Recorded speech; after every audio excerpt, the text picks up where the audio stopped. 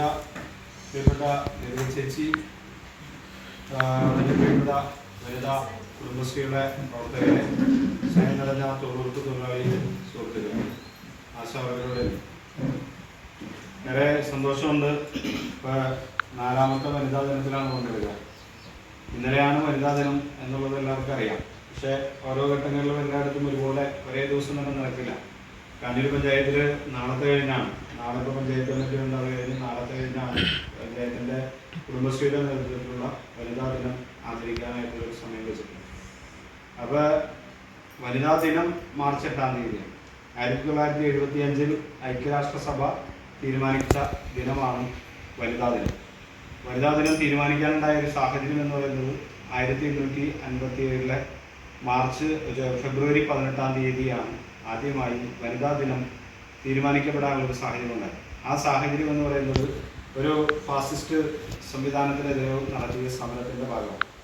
ആ സമരം എന്ന് പറയുന്നത് സ്ത്രീകൾ മാത്രം ജോലി ചെയ്യുന്ന, സ്ത്രീകൾക്കൊരു പരിധി വിട്ടുള്ള ഒരു സമയക്രമം കൊടുത്ത് ജോലി ചെയ്യിപ്പിച്ചുകൊണ്ടിരുന്ന, വളരെ തുച്ഛമായ വേതനം കൊടുത്തുകൊണ്ടിരുന്ന ഒരു വ്യാവസായിക വിപ്ലവ സാമ്രാജ്യത്വത്തെ അവർക്ക് എതിരെയുള്ള ഒരു ശക്തമായ സമരം എന്ന ഒരു ദിനത്തെക്കുറിച്ച് ആലോചന പോലും തുടങ്ങി. അതിനുശേഷം 1909-ലും 1910-ലും 11-ലും 1917-ലും ആദ്യമായി ഇത്തരത്തിലുള്ള വനിതാ സമരങ്ങൾ റഷ്യ പോലെയുള്ള, ജർമ്മനി പോലെ, ഇറ്റലി പോലെയുള്ള രാജ്യങ്ങളിലെല്ലാം പൊട്ടിപ്പുറപ്പെട്ടു. ഒരു സാങ്കേതികപരമായി ഉണ്ടായ ഒരു കാര്യമല്ല, ഒരു പ്രത്യേക തീരുമാനങ്ങൾക്ക് അനുസൃതമായിട്ടുണ്ടായ ഒരു കാര്യമാണ്. സമരം എന്നുള്ളത് നമുക്കെല്ലാവർക്കും പരിചിതമായ ഒരു കാര്യമാണ്. നമ്മുടെ ആവശ്യങ്ങൾ നേടിയെടുക്കാൻ നമ്മൾ നടത്തുന്നതെല്ലാം സമരങ്ങളാണ്. അത് ചിലപ്പോൾ പലതരത്തിലും ഉണ്ടാവും. നമ്മൾ ശക്തമായി മുദ്രാവാക്യം വിളിച്ചുകൊണ്ടുള്ള സമരം ഉണ്ടാവും, മൗനമായി ഇരുന്നു കൊണ്ട് പ്രതിഷേധിക്കുന്ന സമരങ്ങൾ ഉണ്ടാകും, മൗനമായി നമ്മൾ ഏതെങ്കിലും ഒരു പ്രദേശത്ത് ഒത്തൊരുമിച്ച് കൂടിക്കൊണ്ടുണ്ടാകുന്ന സമരം ഉണ്ടാകും, അതിലൂടെ ഒരു സമ്മേളനമായി നടത്തുന്ന സമരങ്ങളുണ്ടാകും. അങ്ങനെ പ്രതിഷേധമായി എന്തൊക്കെ സൂചിപ്പിച്ചാലും അതെല്ലാം ഒരു സമരത്തിൻ്റെ മാർഗമാണ്. ആ സമരങ്ങളിലൂടെയാണ് വനിതകളുടെ ശാക്തീകരണത്തിൻ്റെ സാധ്യതകളെ തുറന്നു കാണിച്ചുകൊണ്ട് പല രാജ്യങ്ങളും ആദ്യമായി വനിതകളെ മുന്നോട്ട് കൊണ്ടുവരാനുള്ള ഒരു സാഹചര്യമുണ്ടായി. അങ്ങനെയാണ് അവസാനം ഐക്യരാഷ്ട്രസഭ വനിതകൾക്കായി ഒരു പ്രത്യേക ദിനം തീരുമാനിച്ചത്. അങ്ങനെ വരുമ്പോൾ ഇന്ന് 51ാമത്തെ വനിതാ ദിനാചരണമാണ് ഈ അംഗൻവാടിയുടെ ഈ കെട്ടിടത്തിൽ 51 വർഷങ്ങൾ പിന്നിടുന്ന വനിതാ ദിനാചരണമാണ് ഈ അംഗൻവാടിയുടെ കെട്ടിടത്തിന് മുകളിൽ നടക്കുന്നത്. വളരെയേറെ സന്തോഷത്തോടുകൂടി പറയട്ടെ, വനിതകൾ കൂടുതൽ മുന്നോട്ട് വരുന്നത് രാജ്യത്തിനും നമ്മുടെ കേരളത്തിനും നമ്മുടെ നാടിനും ഒക്കെ ഏറ്റവും നല്ല കാര്യമാണ്. കാരണം വനിതകൾ മുന്നോട്ട് വന്നാലേ ഓരോ സാമൂഹ്യ പ്രവർത്തനങ്ങളിലും ശക്തമായ ഇടപെടലുകൾ ഉണ്ടാകും. ചോദ്യം ചെയ്യാൻ കഴിയുന്ന ഒരു സമൂഹം വളർന്നു വരിക എന്നുള്ളതാണ് വനിതാ ദിനം സംബന്ധിച്ചുള്ള ഏറ്റവും പ്രധാനപ്പെട്ട ഒരു കാര്യം. ആ വനിതാ ദിനത്തിന് ഏറ്റവും കൂടുതൽ പ്രാധാന്യം വരുന്നത് വനിതകൾ സംസാരിക്കാൻ തയ്യാറാവുക, വനിതകൾ അവരവരുടെ അവകാശങ്ങൾ ചോദിച്ചു വാങ്ങാൻ തയ്യാറാവുക, വനിതകൾ അവരുടെ ആവശ്യങ്ങളിലേക്ക് ഇറങ്ങിച്ചെല്ലാൻ തയ്യാറാവുക എന്നുള്ളതാണ് അതിനകത്ത് ഏറ്റവും സൂക്ഷ്മമായ ഒരു കാര്യം. അപ്പോൾ ഇവിടെ ഞാൻ വരുമ്പോൾ സജിച്ചേച്ചി സംസാരിച്ചുകൊണ്ടിരിക്കുകയാണ്. സജിച്ചേച്ചി പെട്ടെന്ന് അവസാനിപ്പിച്ചുകൊണ്ട് ഞാൻ വന്നതുകൊണ്ട് എനിക്ക് വഴിമാറി തരികയാണ്. അപ്പോൾ അവർക്ക് സംസാരിക്കാനുള്ള ഒരു ഊർജ്ജം കിട്ടുന്നത് വനിതകളുടെ ശാക്തീകരണത്തിൻ്റെ ഭാഗമാണ്. അതിൻ്റെ കാരണം കുടുംബശ്രീ എന്ന് പറയുന്ന വലിയ സംവിധാനം കടന്നു വന്നത് 1998-ൽ കുടുംബശ്രീ ആരംഭിച്ചു. പക്ഷേ അതിൻ്റെ വിപുലമായ ഒരു സംസ്കൃതിയും ഏറ്റവും താഴെ തട്ടിലുള്ള വനിതകളെ കൂട്ടിക്കൊണ്ടുവരുന്ന ഏറ്റവും നല്ല പ്രവർത്തനവും നടക്കുന്ന കാലഘട്ടം എന്ന് പറയുന്നത് 2002-ലാണ്. AK ആന്റണി മന്ത്രിസഭയിൽ 2002-ൽ കുടുംബശ്രീ വലിയൊരു സംഭവമായി രൂപീകരിച്ചു വന്ന് അന്നു മുതലുണ്ടായ ഒരു സാഹചര്യങ്ങളാണ് വനിതകൾക്ക് ഏറ്റവും മുൻനിരയിൽ നിന്ന് പ്രവർത്തിക്കാനുള്ളൊരു സാഹചര്യം ഒരുക്കിക്കൊണ്ട് മുന്നോട്ട് വന്നു. ഇന്ന് ആശാവർക്കർമാരെ എന്നിവ KCYയും ആദരിച്ചു. ആശാവർക്കർമാർ എന്ന് പറയുന്നവരും ഹരിതകർമ്മസേന എന്ന് പറയുന്ന വിഭാഗവും ഈ വനിതകളുടെ തന്നെ കൂട്ടായ്മയാണ്. ഏറ്റവും കൂടുതൽ പഞ്ചായത്ത് അംഗങ്ങൾ നമുക്കുള്ളത് വനിതകളാണ്. 10 പേര് വനിതകളാണ്. ഞങ്ങൾ 7 പേരേ ഉള്ളൂ. പലപ്പോഴും ഞങ്ങൾ അസൂയയോടെ നോക്കാറുണ്ട്. ഇവർ ഒറ്റ തിരിഞ്ഞ് നിന്ന് 10 പേര് കൂടി ഫോട്ടോ എടുക്കുക, ഇവരെ എപ്പോഴും ഞങ്ങളൊന്ന് ഒതുക്കി മാറ്റി നിർത്തിക്കൊണ്ട് ഇവരെപ്പോഴും സ്വതന്ത്രമായി മുന്നോട്ട് വരാനായിട്ടുള്ള സന്തോഷത്തോടു കൂടി പറയണമല്ലോ, കുശുമ്പോടുകൂടി പറയണമല്ലോ. അപ്പോൾ വളരെ സന്തോഷത്തോടുകൂടി തന്നെയാണ്. അപ്പോൾ കുറേയേറെ വനിതകൾ കൂടെ ഉണ്ടാകുമ്പോൾ അവരുടെ കൂടി ഒരു പങ്കാളിത്തത്തോടു കൂടി ഓരോ കാര്യങ്ങളിലേക്ക് നമ്മൾ കിടക്കുമ്പോൾ ഞങ്ങൾക്ക് ഏറെ സന്തോഷമുണ്ട്. 50% എന്നുള്ളത് ചിലപ്പോൾ 70%-ലാണ് ഇപ്പോൾ നിൽക്കുന്നത്. 50% സംവരണം ഇവിടെ മാത്രമേ വന്നുള്ളൂ. അപ്പോൾ ചിലർ ചോദിക്കും, നിയമസഭയിലും ലോക്സഭയിലും അത്തരത്തിലുള്ള പ്രാതിനിധ്യമില്ല, ഇപ്പോഴും 33.33 എന്നൊക്കെയുള്ള ആ ഒരു സംഖ്യയിൽ പോലും എത്തിയിട്ടില്ല എന്ന് പറയുന്നത് ശരിയാണ്. 33.33 സംഖ്യയിൽ പോലും പലപ്പോഴും എത്തുന്നില്ല. അങ്ങനത്തെ ഒരു സാഹചര്യം ഇപ്പോഴും തീരുമാനിക്കപ്പെട്ടിട്ടില്ല. അതുകൂടി തീരുമാനിക്കപ്പെട്ടു പോകണം എന്നുള്ള അഭിപ്രായക്കാരൻ തന്നെയാണ് ഞാൻ.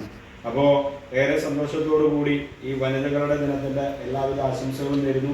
ഒരുപാട് നീട്ടിക്കൊണ്ട് പോകുന്നില്ല. തൊട്ടപ്പുറത്ത് നിങ്ങളുടെ നാടിൻ്റെ തന്നെ ഒരു പ്രധാനപ്പെട്ട അപകട കേന്ദ്രമായ പ്രദേശത്ത് ബഹുമാനപ്പെട്ട MLA ഇപ്പോൾ തന്നെ വരും. വളവ് നിവർത്തുന്നതുമായി ബന്ധപ്പെട്ട സാഹചര്യങ്ങൾ ഉണ്ടാക്കി വരും.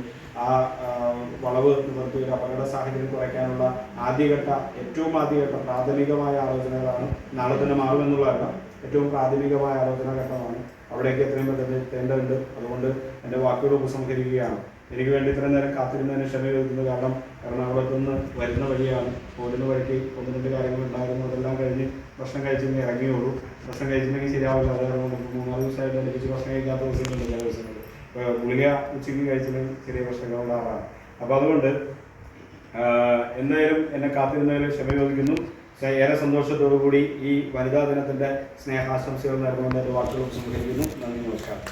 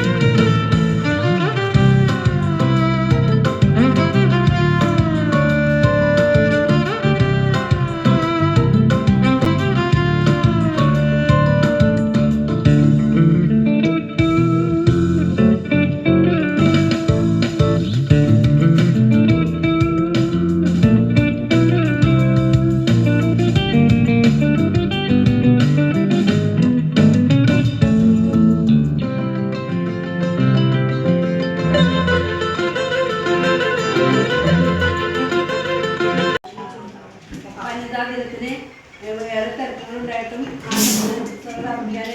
നമ്മുടെ പ്രിയങ്കരനായ ഗ്രാമപഞ്ചായത്ത് പ്രസിഡന്റ് സെബാസ്റ്റ്യൻ അവരുടെ കുടുംബശ്രീ അംഗങ്ങൾക്ക് ആശാ വർക്കർ ലേഡീസ് ചെയർപേഴ്സൺ